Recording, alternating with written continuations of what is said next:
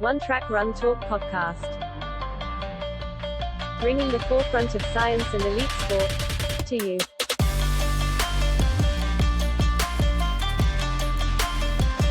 Hi guys, welcome into the One Track Run Talk podcast. Very special one to you today. We are going to be talking to Renee McGregor, who's a dear friend, but also an incredible expert in the field of nutrition.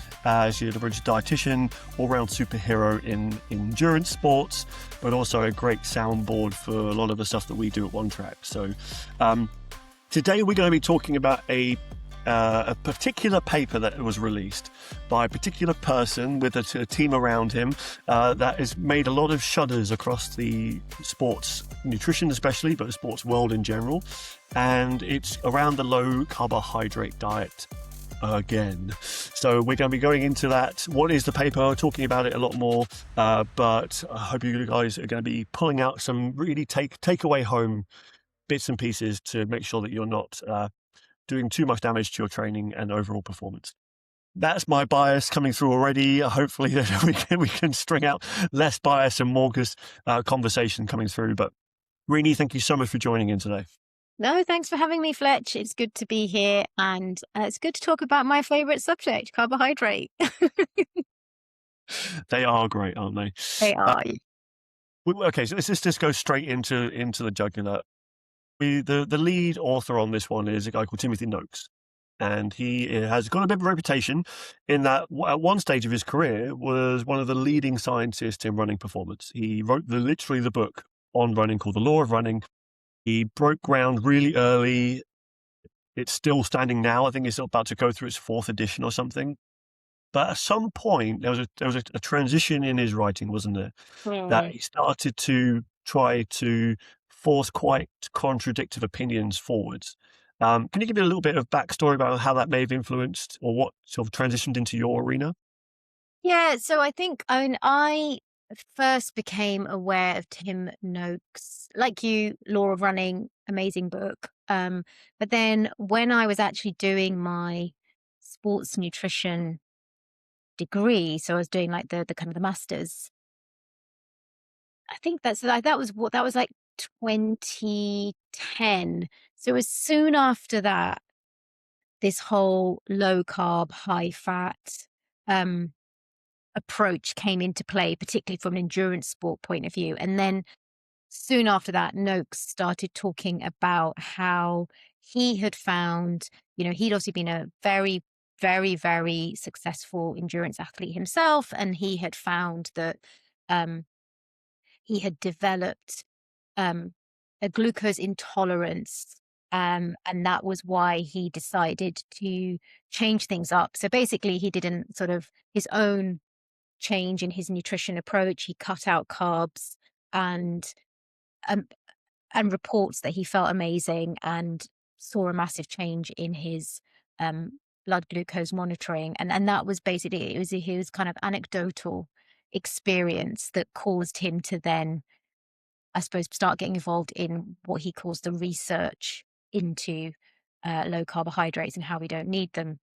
But I think what's been interesting is this kind of argument of low carbs versus high carbs versus just carbs, full stop, has been going on literally for the last 16 years now since I've been involved in sports nutrition. And, a few years ago, we then had some very, very concrete papers by people like Louise Burke and, kind of showing that the low carb approach doesn't work, particularly when you're an endurance athlete, particularly when you're a high level endurance athlete. And I thought we'd put it all to bed. I thought finally, okay, everybody is now talking about the importance of carbs. Like you and I have discussed this on so many occasions. We've looked at papers together. Like you see all the benefits of carbohydrate, not just from a performance point of view, but actually how systemically in the body it's so important, from our brain to our nervous system to our hormonal system, to our bones. Like it's so important.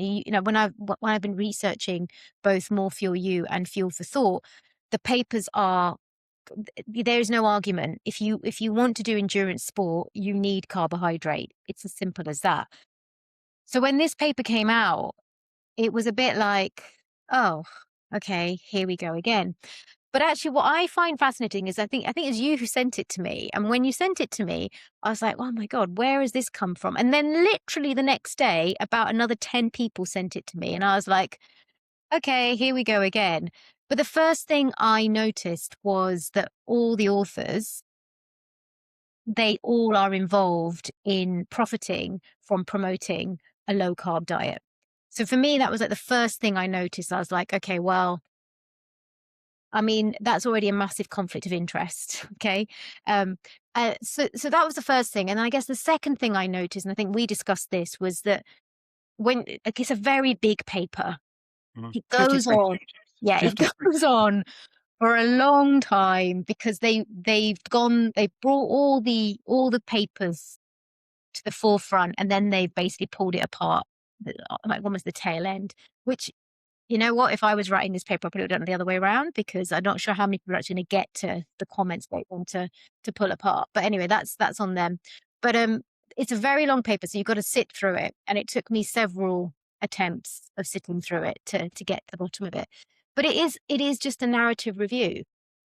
You know, it's not a proper constructed study. There's no way that you can, you know, a lot of it is based on opinion, which I'm not saying is wrong, but I'm just saying that again, it's tricky, isn't it? The world we live in now and the fact that we have this platform called social media or several platforms called social media and news travels fast because of it. All it takes is for a paper like this to land in the wrong people's hands who don't understand science, who don't critique it properly, who don't know what a good study is versus not a good study, or even how to use different studies in different contexts. So like, you know, I'm not going to say that I never look at observational studies because sometimes they're really helpful, especially when you're looking at like a large scale and you need to look at an association. They're really helpful. And sometimes they're not. Sometimes they're not appropriate for the context. And so I think it's that ability to know when a paper is useful and when it's not. And I think that's where this is taken off because people have not looked at it critically. They've just taken the headlines and listened to what the I think is it 6 authors have said and then just gone, oh God, we've got to change everything we do again. And yet there doesn't seem to be any basis for changing anything we're doing at all. Yeah, I think it's a really good point to sort of bring to the forefront. This actually has been discussed probably enough, but I think it's important for our audience who might not be scientifically minded, but also just to kind of reinforce again the different levels of research paper that exist. And without sounding really bitchy about it, the lowest form of research paper that is provided is a narrative review, which is essentially like you said, an opinion piece around here is a selection of research and here is what we believe that research is saying. It's very different to a systematic review, which is where you are basically suggesting this is how we found those research papers. This was our inclusion criteria. This was our exclusion criteria. This is where we found the research. You can go away and do the exact same search, find the exact same papers and do your own piece. And then here's what that research says. So the systematic review allows for less cherry picking and a little bit more systemization to it. So therefore you're including papers that fit a criteria rather than you are making up a criteria that other people can't reproduce. Then you then got the observational studies, which you're then looking at creating your own metrics and putting together methods and looking to add to the research pool. And then on top of that, you then got the meta-analyses, which is then basically a ton of studies that are put together. You're then gathering that data from those studies as well, compiling all that data into one single pool, and then pulling it into some kind of some kind of conclusion. So narrative review, systematic review with an observational study somewhere probably on a similar line, back up then to meta-analyses. And then you then got meta-analyses of systematic reviews as well, which can also come into play. So there's several layers to this. And unfortunately for these guys, in some ways is they put forward a paper that was a narrative review and challenged decades and decades worth of research papers that are systematic and meta-analysis papers. So, like you said, context is really important when pulling apart this particular paper.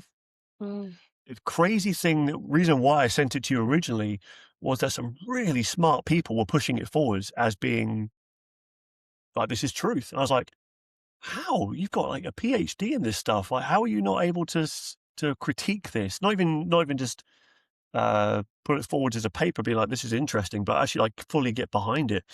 But not, I think this is where, we as a society put PhDs on a bit of a pedestal when actually you can be really smart PhD wise, but unfortunately lack a little bit of common sense or like bigger picture stuff. Maybe I'm going to get some hatred for that, but I know. I think that's it. I think you're very right there. I was about to say again, it's the bigger picture stuff. Like obviously a PhD is an incredibly long piece of work and it's often people's life work and it's, it's very intensive, but it narrows things right down. It's not looking at the bigger picture. And it's one of the reasons I even struggle sometimes with just sports science papers, right? Is that when you are looking at just an outcome, that's fine. Like you're like looking at an outcome, whether it is, like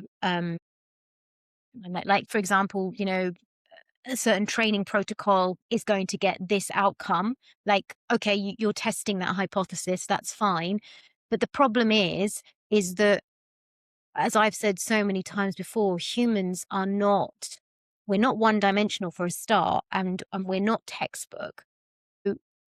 When I kind of pull together my knowledge, like from a biochemical point of view and a physiological point of view, and then a nutritional point of view and a hormonal point of view, all these different biological processes are happening at the same time in our body, and they all have to interact in order for us to work optimally, right? So I was trying to explain this to a client of mine the other day, that the body is really good at maintaining homeostasis. So it will do everything it can to make sure that we run at a level that is optimal for us. So, for example, calcium ions, right? Like we need a certain amount of calcium in our blood to keep our muscles contracting properly, keep our heart muscle contracting properly, but also, for other sort of processes in the body, it's really necessary. Now, often what happens is that when we maybe do exercise or when we eat a high protein diet, even, for example, it changes the pH of the blood. And so that causes the body to go, hang on a minute, we're now too acidic, we need to get this back to normal. And so actually what happens is, in the case of calcium, calcium is released from the bone to bring the levels back to normal again within the blood so that we can work optimally again. Now that's all fine and dandy, but then if we're not consuming enough calcium, we don't replace the calcium back in our bones. And that's when bones can start to become less dense and we can end up with potential problems. So the problem with a study that is only looking at one aspect, one performance outcome, is that it's not looking at what else is potentially being overcompensated for or ignored.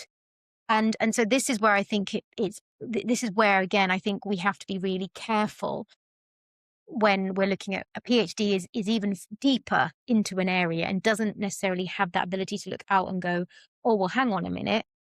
This is the area I have been studying for the last 5 years or whatever it is.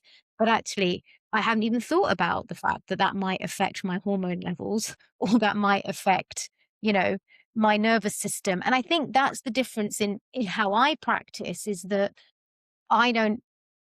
people say that I'm very academic. I'm academic in that I do a lot of reading, but I'm not an academic because I actually see a human being holistically. And I use all the information and knowledge that I read and understand with my hands-on experience and actually hands-on working with humans like you do to kind of go, okay, I know the science says this, but this is what's happening here.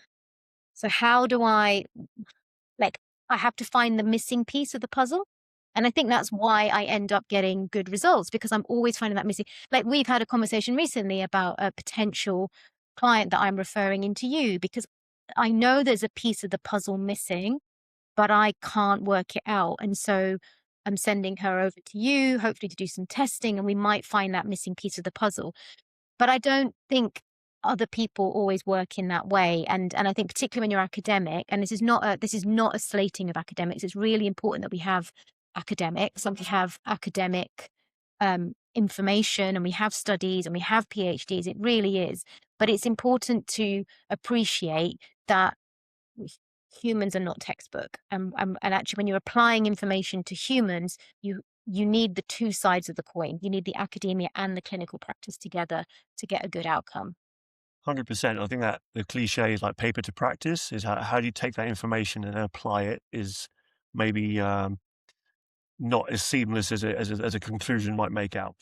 Yeah. And I think the key thing before we get into some of the detail on the paper would be that one thing to point out on the hormonal piece is all of the authors were men, and we don't tend to think about hormones very often. To Yeah. be brutally honest, we don't have to think about hormones anywhere near as much. So that's probably also where it kind of came from. The performance side of things is highly driven by Noakes' background, but it's also quite a narrow field because of how the studies were kind of collected and around the percentage of VO2 max being prescribed and what the time to exhaustion was and the dose response of carbohydrates not being there, but actually they didn't test for dose response and they only went up to 30 grams per hour anyway. So there's lots and lots to unpack. And I think this is where the paper has grasped so much attention, is because it's really easy to make an argument that challenges the current narrative when we don't have a huge amount of evidence. As much as sports science has got a lot of papers out there, we're still very young as a research community. And the vastness of research that's coming along is, compared to some other areas of life where we've got much more data on it, carbohydrate ingestion is still relatively new. Mm. And so it's really easy to make holes in something that's relatively small. And whenever there's ambiguousness, there's room to make up some kind of nonsense. And I think this is kind of where, Noakes has got actually a history of making some good points, like the central governor theory around the brain limiting fatigue. He adds that into this. So there's underlying credibility, but they just miss several key areas. I think we're going to go into them now. Yeah. And I think also it's really confusing. And I think, again, maybe we do need to kind of just almost classify individuals a little bit as well, because obviously you'll know this from all the testing that you do. People who are highly trained will utilize a much higher amount of glucose per minute when they're running or doing sport compared to individuals that are not so highly trained. So we've got different population groups as well, right? And again, they've kind of given a one size fits all that I think their concluding comment was that we all need to be really mindful about the amount of carbohydrate we consume. Well, that's not wrong per se, as in we all need to be mindful about our dietary intake, and you have to determine that based on your lifestyle and also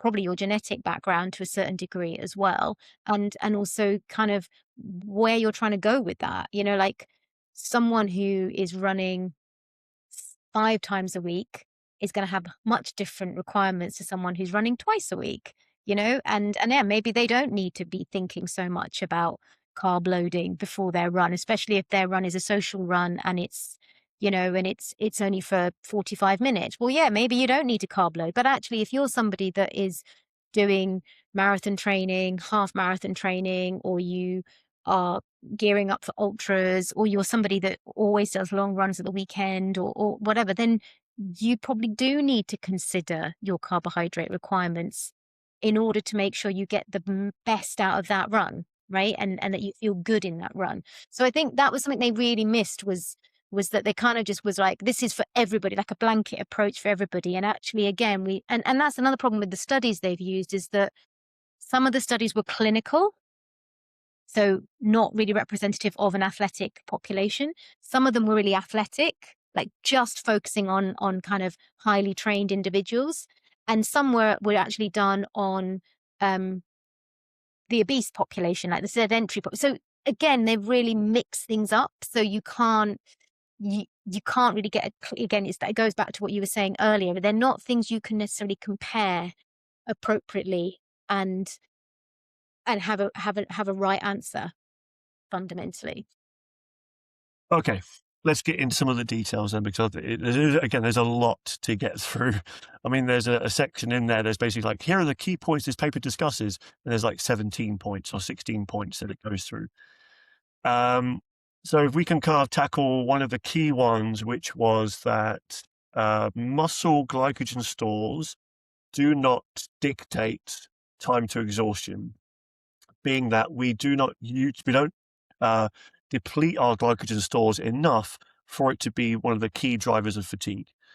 And their counter argument is, therefore, we only need 10 grams per minute of carbohydrate exogenously taken in to offset fatigue. So where do we start with that? Where do we start with that? I do think carb loading and glycogen storage can be quite confusing for people. And I guess maybe we start with what that is and how it kind of occurs. And obviously, you know, we store carbohydrate in our muscles as glycogen. But I think a lot of people think it's kind of like, I'm trying to think of the right way of describing it. When I've talked to athletes about it in the past, they don't realize that it's a two-way thing going on all the time. Like, it's almost like they think, well, if I eat that plate of pasta, that just stays there until I go and do my run. Whereas actually, glycogen is being converted to glucose kind of all the time, back and forth. Like it's again, it goes back to that homeostatic control. So but it varies depending on what you're doing and how much energy you need. I mean, as the physiologist, you'll be able to explain that a lot better. But I think that's something that's important for people to realize, is that, it's not just a store that stays there until you start running. It's a store that's being utilized all the time. Like, we have glycogen stores in our brain, we have glycogen stores in our liver, we have glycogen stores in our muscles. And obviously, it's the glycogen stores in our muscles that deliver the energy when we are running or cycling or swimming or whatever. But actually, we need glucose for our brain to work. Like, we need 120 grams of glucose a day just to keep our brains working properly. Now, our brains can work on less, but it's not optimal, right? And it means that we struggle. I think that's a really key piece of the puzzle is, yes, we can use other things, we can survive in other ways, but just because we can doesn't mean that we should. And optimal versus survival is different, right? I think that's where some of these studies kind of pull out, like, well, ketones can be used in the brain as energy. They can, but the downside of that long term is ... fill in the blanks with some of the reading. And so, yeah, optimal and survival are for me two sides of the same coin, but one side is like quite scuffed up and a little bit raw and not so good, not so good long term. The other side, a little bit more shiny. And also, I think just again, I think to highlight here, and again, I highlight this because people don't really appreciate this, is that survival is like, if you're in survival mode, you're under threat. So the body will pick that up as threat, which is why, like, often when I talk to people about low energy availability, like maybe their body weight hasn't changed, but they are in low energy availability. They often kind of will talk about feelings of anxiety and kind of feelings of disconnect. And it's like, well, the reason you're feeling like that is because that is your body's response to threat. And the threat is you're not providing your body with enough energy. And one of the first sort of sign of threat to the body is anxiety. But often people misinterpret that anxiety for, oh, I haven't done enough, or I've eaten too much, Or, instead of, oh, actually, my body's anxious because it hasn't actually got enough food. And so again, it's really important to talk about the fact that, yeah, we can't be optimal the whole time, but we can definitely work on it. Yeah, We can work towards that. definitely. And so to kind of come back to what you were saying earlier, that glycogen, muscle glycogen is used all the time. Like getting out of a chair requires energy. And okay, you're going to get the free ATP, CP around the muscle fiber itself that's super quick to jump in. But as soon as you've used that ATP up, your glycogen stores are used to replenish that ATP that was used up. So there is a constant flux in those glycogen stores. The replenishment and utilization is constantly happening all the time. And I think this is where, is maybe lactate's a good thing to bring in here, is that people assume that lactate is a byproduct of exercise. And actually, you've got a resting lactate right now of 0.8 to 2 sometimes. And obviously, the higher, the more carbohydrates your body is utilizing because it's an essential byproduct. So if you're using carbohydrates just by sitting here doing nothing, you're going to be using it when you're walking, you're going to be using it at higher levels when you're jogging. So it's got to come from somewhere. Yeah. When I talk to my clients, I always try to help them to understand that even like you said, just sitting here, we might not be using much, but we're probably using somewhere between 0.5 and 0.8 grams of glucose per minute, just sat here, right? And then we get up, we start walking, we're probably losing closer to the 1 gram of glucose per minute. And then you start running, and it's a lot higher. And like you've got some results that, you can even show that actually we do use significantly more carbohydrate than people think we do per minute. And like when you show people that, they're like, oh, wow, I didn't realize. No, it's a good time actually to bring that in. So this is one of our endurance athletes. I don't know whether you can see that right now. Yeah, I can. So this is one of our endurance athletes, Ben. Actually, he got into bad water this year, so he's going to be running bad water. And so he's highly trained, I would say conscious about his nutrition. He's extremely dedicated to the sport. So he's not a guzzler of Coke or every 3 seconds, like some people would assume off the back of this paper that endurance athletes do. He's very conscious, but he's still at this level right now. He's still burning nearly 2 grams of carbohydrates at 10 kilometers an hour. That for him is 3 kilometers an hour lower than his first rise in lactate. And just for those who don't know that, there's 2 breakpoints in lactate. The first one is generally where the amount of lactate that's being produced within the muscle fiber reaches a point where the concentration gradient pushes it into the capillary networks, and the capillary networks then mobilize that lactate around the body to be used as fuel. We pick it up in the capillary network from the fingertips or the earlobes, and we can see a little bump up in the lactate. So this is 3 kilometers an hour lower than that level. If we actually go to lactate threshold at 13, it's nearly 4.3 grams per minute. And I think this is where, 10 grams per hour to replenish, to offset fatigue. The maths don't math. And I think this is kind of where someone's looking at their training intensity and going to be at like zone 2 for a long period of time. You're going to have to factor in loading up and maybe even loading after for a decent amount of work if you're going to be out there for 2 or 3 hours. And so context around duration, I think you exactly said it earlier on, context around duration of activity is also really important to factor into this too. If you're going to do a 5K run, you could easily get away with 10 grams per hour because you wouldn't be out there for very long and you wouldn't need to fuel. But if you're out there for 3 to 5 hours, you're going to have to factor in more than that because it's just going to be a slippery slope otherwise. So the current thought process for Ben is that he's probably going to be racing around 11 to 12 kilometers an hour. So he's between 3 and 3.4 grams per minute that he's going to be burning. And this was in a fasted state. So this was with no fuel pre. So there's no uptick in his utilization. And I think that's quite a good demonstration of for some people what's actually happening under the hood. Yeah, I think it's so good to be able to show this, because I do think people are so fearful of consuming carbs, even though, like I said right at the beginning of this conversation, that we've been back and forth with this argument for 16 years or so, maybe even longer.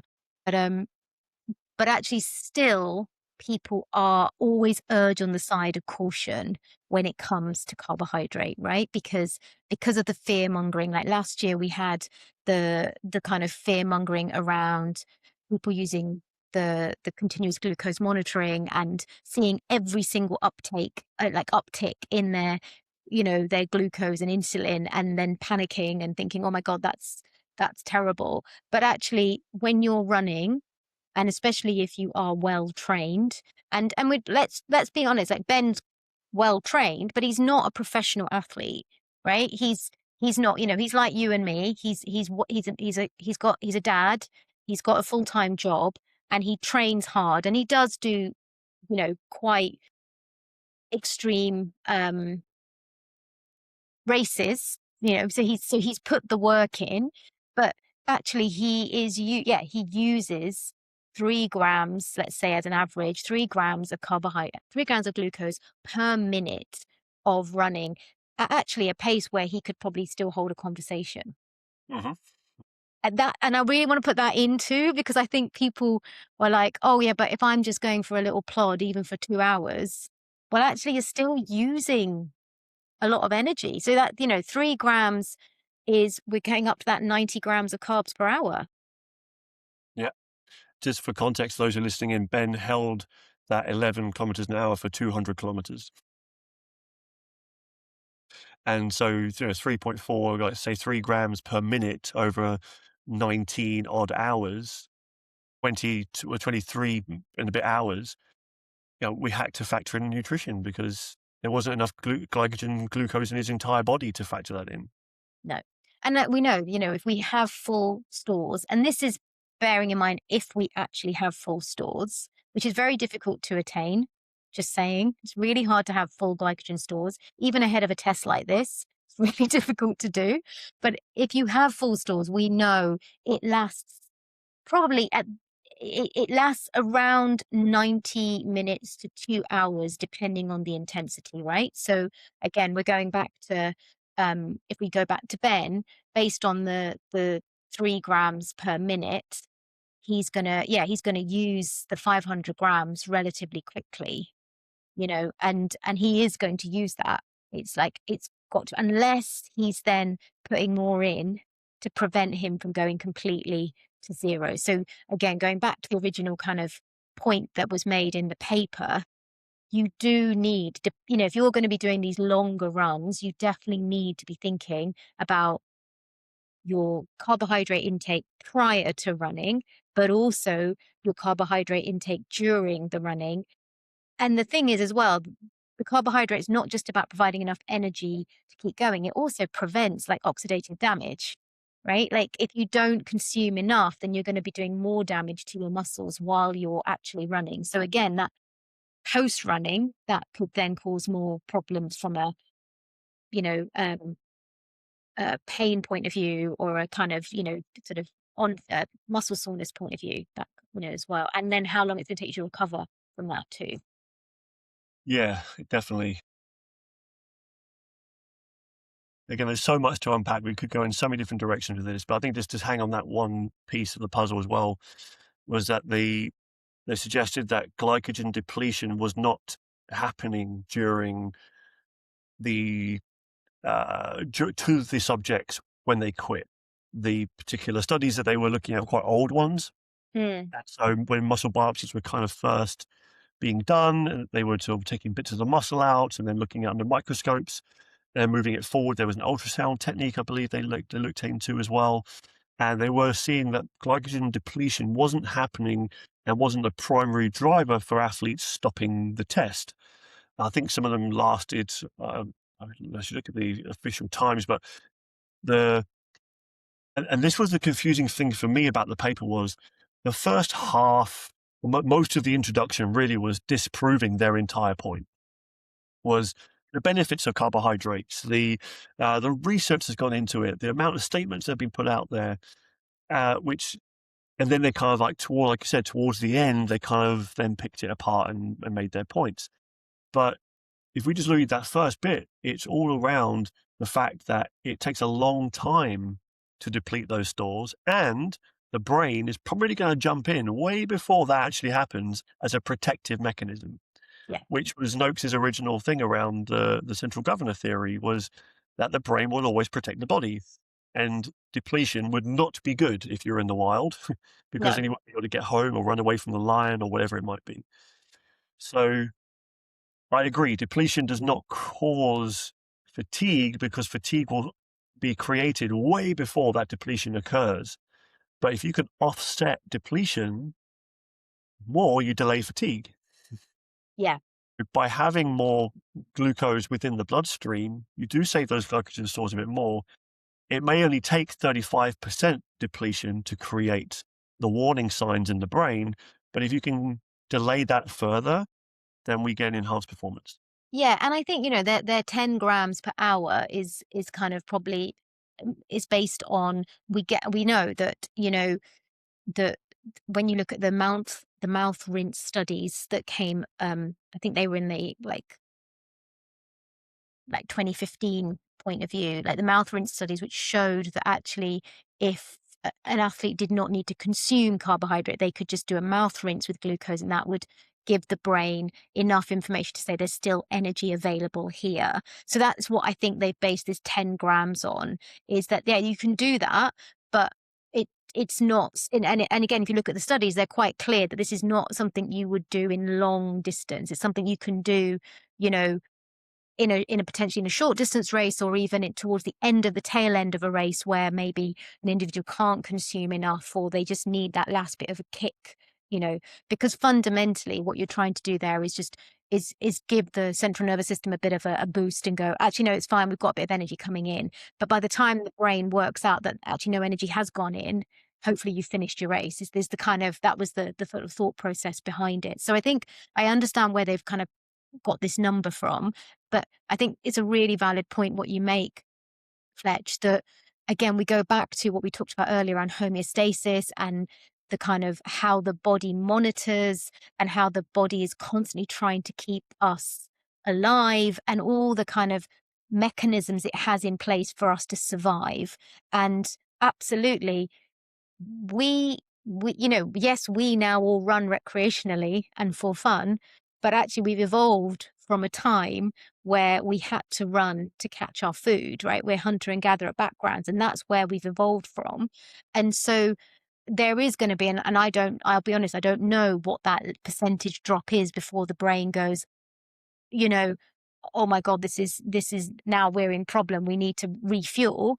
I don't know where that is, but it's a really, really valid point that running long distance is not normal, right? It's not normal. As much as I love doing it, it's not a normal thing. And the body's kind of going, what are you doing? Like, this is not what we do.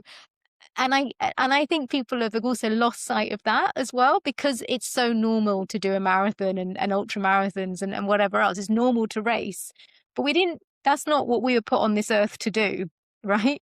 So again, I think it's just a really valid point that yes, your body may well be screaming, going, you shouldn't be doing this because you're tired, but that doesn't mean that you physically cannot do it, which I think is the difference. And that's where I think elite athletes and the general public will be slightly different, in that the general public won't be so used to those signals. Maybe some actually inherently are, because that's the way they're wired, but some other people will be much quicker to stop when those signals start cropping up.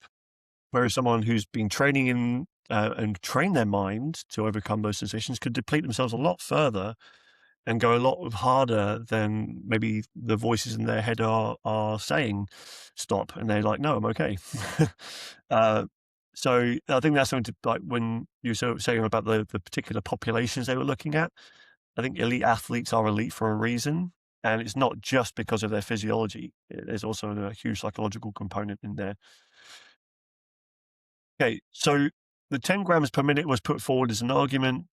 that they didn't see a huge dose response when they went from 10 to 20 to 30 grams per hour. Per hour. Yeah. And they then extrapolated that out, saying that there is no dose response to carbohydrates. The more is not the better.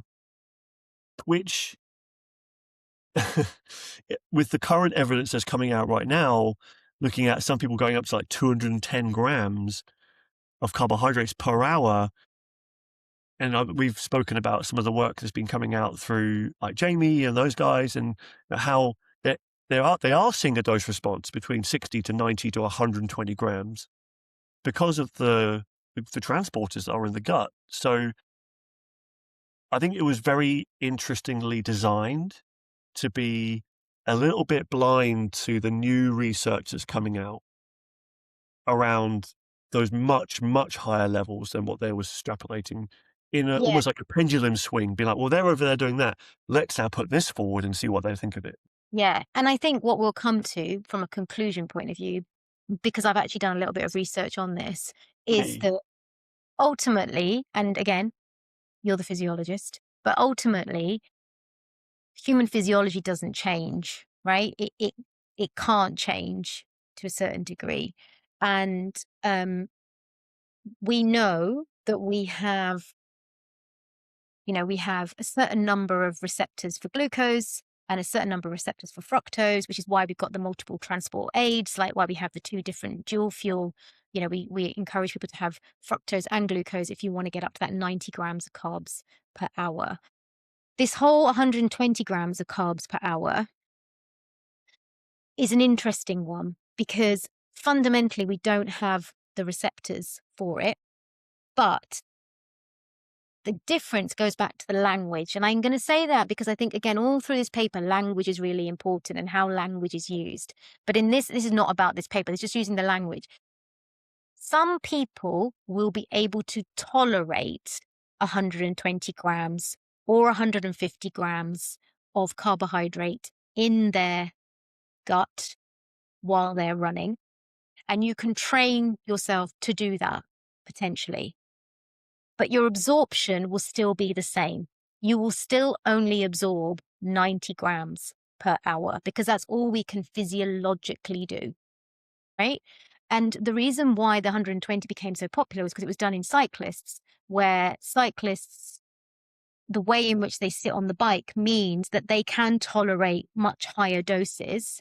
But when you're running, you can't tolerate those higher doses as easily because of the mechanical load of running. And that's why people tend to have more upset stomachs. So, I think the optimal is something like 106 grams per hour that you can actually absorb in most people. We stick with the 90 because that kind of is, goes back to the sort of what the average person can consume.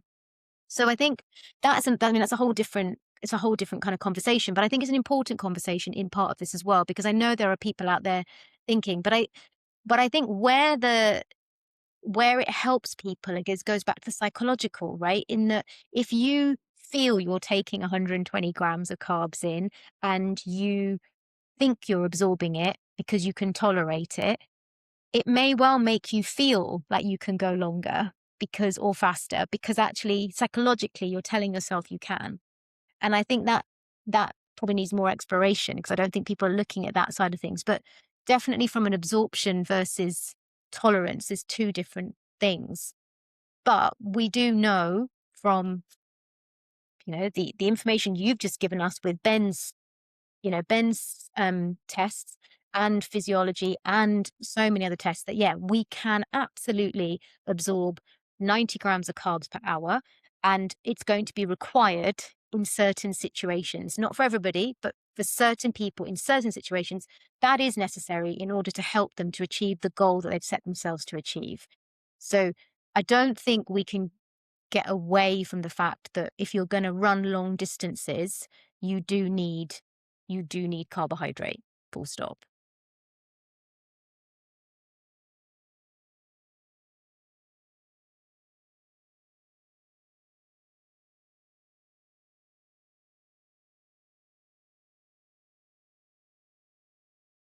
Just to kind of like, to kind of put that hopefully to bed in some ways, is that we're still like that paper to practice piece is really important there. And there are some papers saying, like you said, they can tolerate 120 grams, but they're not measuring utilization within those papers. And therefore utilization is also different to absorption. So it's kind of like tolerance going in the neck to the stomach, then it's absorption, then it's utilization as the final piece of the puzzle. So obviously that's going to whittle down from what they're taking in to actually what they can utilize at the muscle level. I think that's really key to point out now is around sort of the underlying tone of the whole paper is around diabetes. Like if you were gonna kind of like put a category on this paper, it was around health, and the main the main clinical thing that they were kind of addressing was pre-diabetes in athletes, and how a lot of athletes are pre-diabetic, if you're going to kind of put a final summarization on it. There's a really key point that you mentioned in a couple of conversations that we've had around how they are classifying pre-diabetes and what is different about the general population versus athletes, mainly around HbA1c. So would you mind sort of delving into that a little bit? Yeah, sure. So I think, HbA1c is an indicator we use to it's an indicator we use to measure glycosylation of glucose in the body. And it can help to diagnose particularly type 2 diabetes, which is the one that people are most concerned about because it's more of a lifestyle related diabetes, whereas the type 1 is an autoimmune condition where your pancreas is not producing sufficient insulin, and so it's often lifelong, whereas type 2 tends to come at times in the future when maybe your lifestyle is impacting your health. Like, I think it's really important to kind of clarify the two. And what a lot of people don't appreciate is that it's really normal as endurance athletes. So anybody who does endurance sport, is quite normal to run slightly higher HbA1cs. But that does not mean that you are a precursor for type 2 diabetes. It basically is a bit of a false reading, and there's lots of reasons why that happens. So the HbA1c is the thing to remember is that firstly, you can't use that in isolation as a diagnosis for type 2 diabetes. It has to be done alongside like fasting glucose testing.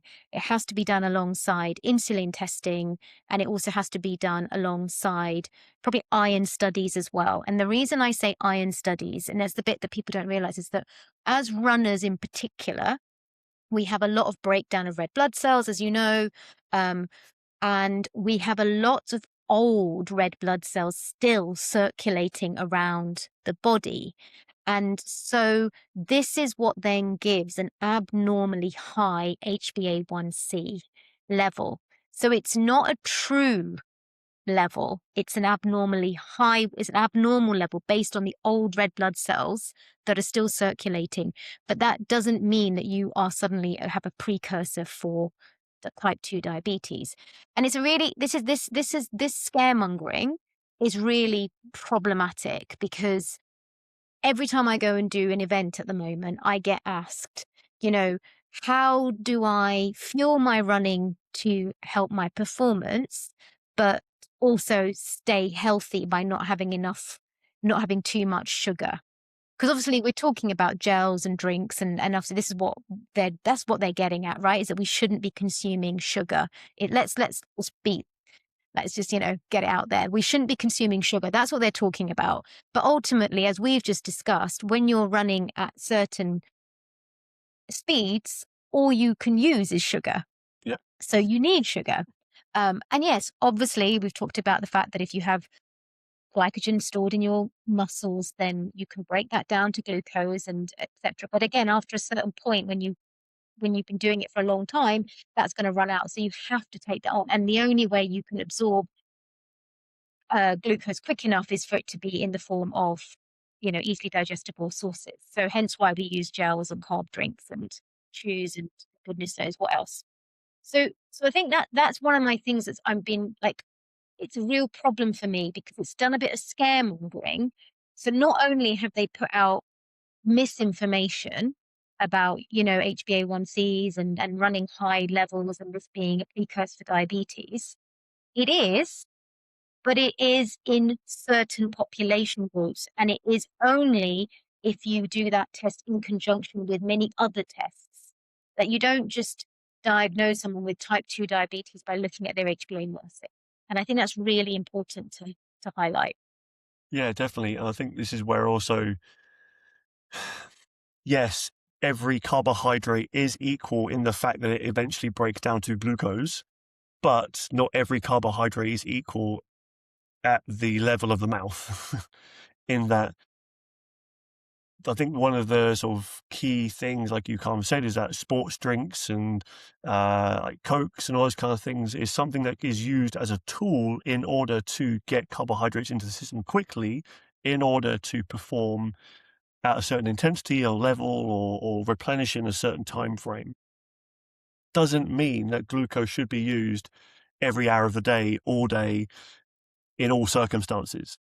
And I think this is where they're labeling carbohydrates as glucose and glucose as carbohydrates incorrectly, Yeah. and context being really important in that conversation.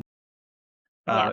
Would you mind sort of breaking that, sort of like where, like, some of the elite athletes you work with, how are you Mhm. factoring in fueling for the work versus general fueling throughout the day?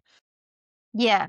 So, with all the athletes I work with, we will always base every single meal is based around complex carbohydrates because there's really good evidence that if you have a diet high in complex carbohydrate, it does support your performance, but also it is good for you, right? You need that energy to be able to survive. The other thing to remember is that we keep talking about kind of glucose utilization in running and everything else. But also, the more lean muscle mass you have, so the more you train, the more lean muscle mass you develop, the more glucose you use per minute sedentary as well. So a lot of the athletes that I work with have, they have high fat free masses. They are very lean.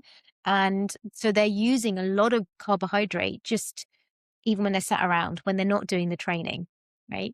So they need good sources of carbohydrate. But we're basing meals around whole grains, around potatoes, pasta, breads, all the kind of normal oats, all the cereals, all the things that you would normally try and encourage them to have. Where we will target some of the faster released carbohydrates and more of the sugar-based carbohydrates will be in their longer runs, in their maybe harder sessions. So, even going into a hard session, we would probably encourage them to have something like a banana, an hour or so beforehand.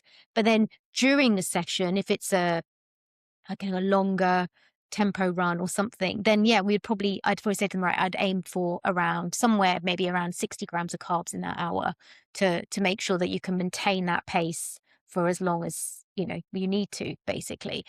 And then the other time where it can be very, very helpful to have what we call like more easily digestible, faster acting carbohydrates is actually in the recovery phase, particularly if you are going to be training within 12 hours again, because you want to get that recovery in as quickly as possible. But this is where it's really interesting because people panic about insulin because, again, the way in which insulin has been bandied around, people see it as a bad hormone, right? It's something that stores fat and kind of causes you to hold on to fat. And actually, that's not the case. If you don't have an insulin spike, you can't draw nutrients back into your body, which means from a recovery point of view, that's why you need the carbohydrate there, because you need to get an insulin spike to draw in both carbs and protein to help you repair and replenish, ready for your next training session. So again, it goes back to how people have simplified biochemistry, they've simplified physiology and don't really truly understand it. But carbohydrate is not something that we should be fearful of at all. And even sugar, like, again, I think a lot of athletes worry, even professional athletes worry about the amount of sugar they're consuming. And I think, yeah, from a tooth decay point of view, I'm not here to talk about tooth decay. I'm not a dentist. But what I will say is that, again, when you look at the percentage of glucose or sugar that they are consuming compared to the rest of their energy intake, it's still the smallest component of their energy intake. So if, for example, we're saying that an athlete consumes 500 grams of carbohydrate a day in order to be able to do 2 to 3 hours of training every day, and we're talking about like professional athletes here, if 100 grams of that 500 grams is sugar, that's still only 20% of their overall intake of carbohydrate that is sugar. So it's still that's okay. That's all right, and it's trying to get them. And I think there was a study, I can't remember where the study was done. It was done a while ago, but it was looking at basically, as long as sugar is less than 25% of your intake a day, it doesn't have negative effects on your health. So I think once again, we've become like confused by all the public health messaging, and, when they put out public health messaging, they're putting it out for a particular population group where, these individuals are, like you said, they're waking up and they're having energy drinks on their way to work. They're then maybe consuming, I don't know, like biscuits with their tea every time they have a tea break. They're maybe having a chocolate bar with their lunch, with their sandwich. So that when you then total up their overall intake of sugar per day, it is probably much higher than that 25% sort of cutoff. And that's where it then can potentially become problematic and, lead into more kind of health problems. But I suppose the problem is, because we try and simplify messaging so much, we then lose nuance, and we also use kind of what is kind of important in terms of the context of all the different people, and also what's relevant to that individual. And I think that's what I try and do as much as I can, is kind of go, remember what's relevant to you. Now, like myself, I know that I run most days, or I do some sort of activity most days. I've got 2 dogs, so I'm walking quite a lot. So for me, I know that I probably do eat slightly more sugar than another woman my age. But actually, I also know that I probably use that because of what I do, and I don't have any negative impacts on my health. And actually, I need a certain amount of energy to be able to do what I'm asking my body to do. And I can't always consume that through complex carbohydrates, because there's a lot of food to eat. So I think that's the other thing to remember, is that complex carbs are great, but they're not as high in carbs as people think they are. Like, I did a quiz with a group of athletes the other day, and I was like, how many pieces of like medium sliced bread do you think you need to consume to get 50 grams of carbohydrate? And they were like, 1. And I was like, well, no, it's actually 3. Right. So just trying to get people to realize that it's actually quite hard to get the amount of carbohydrate you need when you're doing a lot of activity. Yeah, and actually to pick up on that 50 grams, a lot of the antidote to this pre-diabetic state is the keto diet, and that's what they're sort of putting forward. And Noakes is a big fan of the keto diet and its effects, etc. But the number you put out there is like 500 grams of carbohydrate for an athlete to perform. Sorry, to not even to perform, to maintain what they're able to do at that current level of training, etc. They're putting forward that 50 grams a day is enough, and the rest should be sourced from fats and proteins, obviously, which protein breakdown is minimal and provides minimal energy. Yes, we can do it. Is it optimal? No. But off the back of that ketone bump that we get from using proteins as a fuel source, how do we factor in the fact that some people do seemingly have this feel-good factor around having less carbohydrates, Mm. Some people can perform better on it in subjective ways, in like they feel it's different. But ultimately, like you said, 3 slices of bread provides that entire day's worth of carbohydrate for one person, but actually we probably need 30 slices of bread for most people. Yeah, it's a good question. I guess the thing is that we're all different, right? And so there are always going to be outliers. You look at any, any kind of any graph of any sort of normal distribution, and you get a curve where you've got outliers on each end, right? So it's that's the thing, is that it's always the outliers that are gonna anecdotally say, well, this works, so we should all do this. And actually it's not always the case. The other thing I want to sort of highlight is that there's a real difference between men and women as well. Like men's bodies can it can sustain a much higher level of ketogenesis than a woman's body, because a woman's body does need carbohydrate for hormonal health. Hmm. So, and although I'm not saying like men's bodies don't need carbohydrate, because they also need to produce testosterone as well, but a woman's body is much more sensitive. So as soon as there's not enough available carbohydrate to allow for the body to feel safe, then it will shut down the production of reproductive hormones. So the body, so they will be much more sensitive to a low carb diet than a man.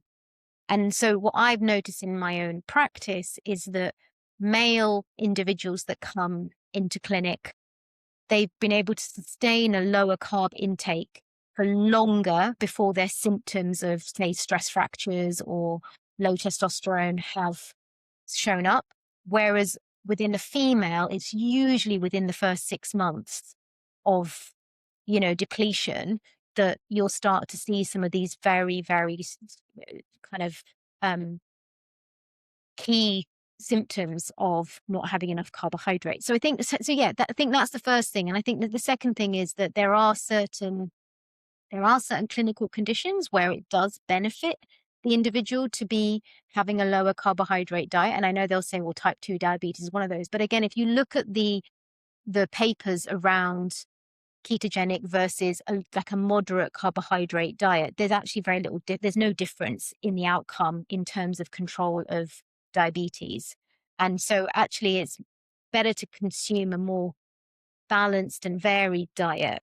Ultimately, it's in those situations, it's kind of encouraging the person to do what they feel they can stick to for the longest, because that's what's going to work for them. If they find it easier to to only have 50 grams of carbs a day, and they can do that, and they're not doing loads and loads of exercise, they can probably get away with it.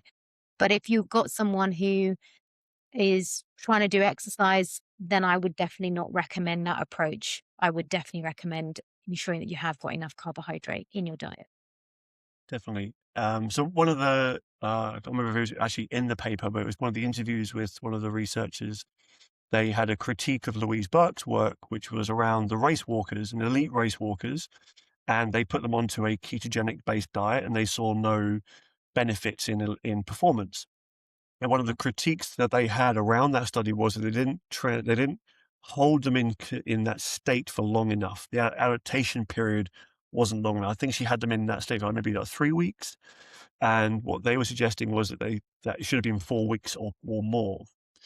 And so I know this. So when you said about 16 years ago when you started doing your stuff, and it's kind of like come back again.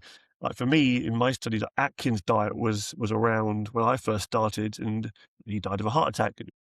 But one of those things that has come along maybe 3 or 4 times since then. The Atkins diet was very much geared around the adaptation phase, which took a long time. Yeah. What Louise, forgive me if I'm misquoting, but from what I remember, Louise Burke said that a lot of the elite athletes found it really hard to transition, and therefore she saw no benefit in transitioning because they couldn't maintain exercise intensity for a long period of time in order to maybe in some distant future see the benefits. So that actually there was no benefit, because any benefits that would have been realized would have been impacted by the fact they couldn't train very hard in the lead up to that. Yeah. So Yeah. it doesn't matter how long you transition people for, if they're not going to be able to work at the similar rate they could work, right? Yeah, exactly. Totally. And I think, and I think we're probably never going to get rid of this argument of carbs versus no carbs. There's always going to be someone who believes that you can sustain your life without carbohydrate. And there's going to be those of us that are going to kind of keep on bringing the evidence to the table. I think ultimately what I will say is that a ketogenic diet is very difficult to maintain. And it goes back to what we talked about right at the start, which is that, you're looking at one component. You're looking at, okay, if I don't eat carbs, then I'm, keeping my glycemic control better.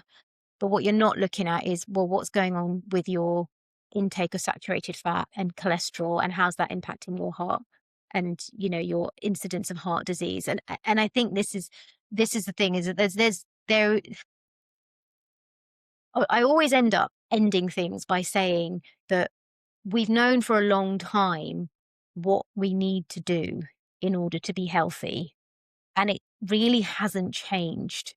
But I think people come along and try and throw curveballs because everybody wants to profit from, trying to make nutrition exciting or different or give you a quick fix. Because ultimately, being healthy it's not I think being healthy, it's not simple, right? Because it depends on so many different factors.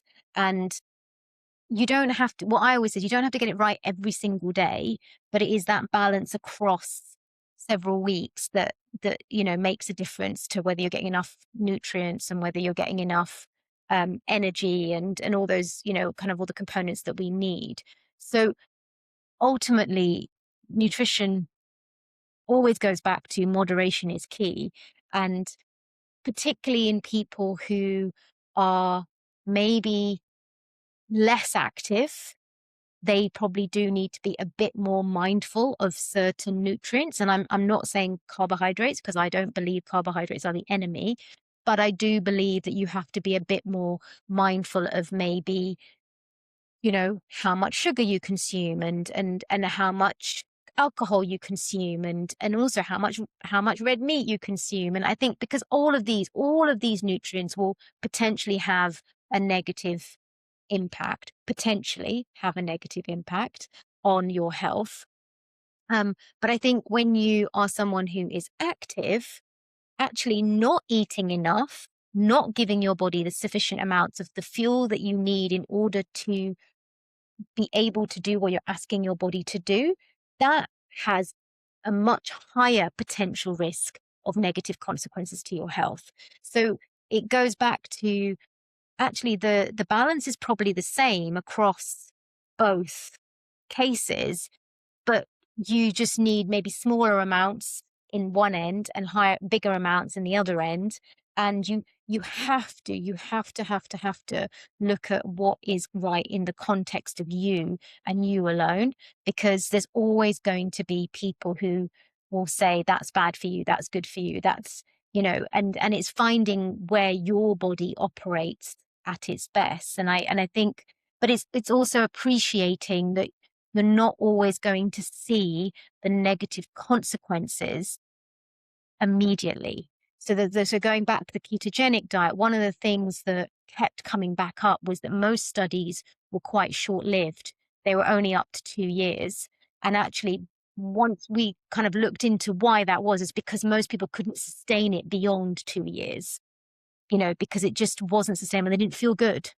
So the kind of initial effects of maybe having a bit more of a controlled blood glucose level or whatever it might be, it stopped feeling good. And I think often the reason why people decide they're going to go on some sort of nutrition approach is because their original approach is probably a little bit chaotic and a little bit messy. And then as soon as you start being mindful about what you consume, you actually do feel better. But it's not because you've cut out the carbs or you've cut out the gluten or you've cut out the sugar necessarily. It's because you're probably being a little bit more, well, you're being more careful and you're more considered about what you are choosing, right? You're probably eating more regularly. You're probably having a more balanced approach. You're probably making your meals from scratch more. There's all those factors that play into why you're feeling better, rather than it just being about the fact you've taken a food group out Hmm. or put a food group back in. Yeah, I mean, this is so when I first became a personal trainer, one of my very first clients was a psychologist, and I know you've worked with many of them over the years.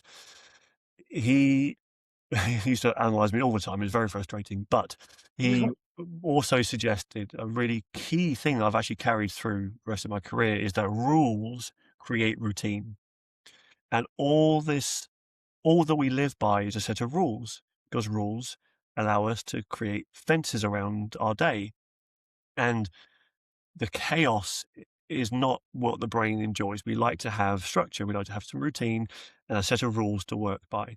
That's why the training apps are so prolific right now. Is a set of rules you can work on. Just turn up and do that workout. And I think nutrition, unfortunately, has become exceptionally vulnerable to a rule, but like around the cabbage soup diet, the Atkins diet, the point systems. It's just creating another set of rules that someone can live by and create a structure for themselves. But what we know is that rules also are not particularly good because they are our perception of the world and not necessarily how we've evolved. Whereas previously, like you mentioned, the hunter-gatherer side of our history, nature created the rules for us. We would hunt and gather. We'd gather what we could find and we would hunt what was around. Nature would choose what was around at certain parts of the year and so on. So we didn't have this idea of like, I'm going to pop into prep. I can't have that one because that's got too many carbs in. It's like that honeybee nest is over there. I'm going to raid it. Yeah, totally. And I think you're absolutely right. And I think the problem, again, going back to the problem with having a set of rules, is that it creates a very unflexible approach. And actually, it shuts out a lot of joy, which I think people ignore, Yes. right? Is that actually sometimes being messy is not problematic. It's just, I think the way I handle it is that I'm very conscious of the mess or the messiness that I feel, but I don't have to become that messiness, right? You can separate from it and notice that, oh, I'm just feeling a bit messy. And when I sort of ask myself, why am I feeling so messy? It's usually because, yeah, probably because I haven't eaten structured that day because life hasn't allowed me to. But actually, when nothing bad has happened, I'm okay. And actually, I've basically reacted to my appetite when I've needed to, and okay, that's cool. But people don't give it that much thought, and I think that's it. It goes back to, you're right, absolutely, that I think more and more people feel like they want to get it right and they want to fit into a set of rules. And personally, I don't think that ever makes anybody happy because it provides a false sense of security. It helps explain the unknown, I think, and for a lot of people. I mean, like we get this may be going completely off topic, but it's kind of where religion is in place. Like this is how you should live. These are the rules that are in place to allow you to be a good human. And we like that because it helps explain. Well, if I do that, then I'm bad, and therefore I'm going to the underworld or whatever. It helps give explanation to where the brain struggles to fathom, and I think to kind of bring it into the fact that I see these uh, scientific positions as being more like religions than Mm, opinion pieces. yeah, yeah. I think it's been it's been a fascinating conversation. I didn't think we were going to go down this road, but you know what? I think we've covered pretty much everything. And I guess the point we're trying to make is that just don't read into everything. Don't take everything at face value. Question it. Be curious. Think about yourself and how does this relate to you? Is it something that you should really need to take on board or not? And not just take it as gospel because, 6 men or 5 men in white coats have told you that this is what you should do. What a great takeaway. We'll cut that out and just use that bit. No, but thank you so much for your conversation. I mean, we could probably go for another couple of hours on this I and know. pick apart all the different 15 other points we missed out on. I know. But I really appreciate your time. I really appreciate what you've done for the industry. The voice that you will always raise is that there's context to be had, and the paper to practice is one of logic and being able to contextualize everything and go, actually, this doesn't make sense because of what is happening over here, listening to the whole argument, not just cherry picking what you believe to be true. So, again, thank you so much. I'm sure we'll probably get some loads of questions coming through, Yeah, and sure. if anything, this actually sparks more questions because we don't know that much in the grand scheme of our human body. We still got lots of unknowns, and so we'll always have questions. But I think, like you said, this is probably going to rear its head a few times in the future. Yeah, no, I think it's been a great starting point. And yeah, it'll be interesting to see what feedback we get, what questions get raised, and we'll go from there. Thank you so much.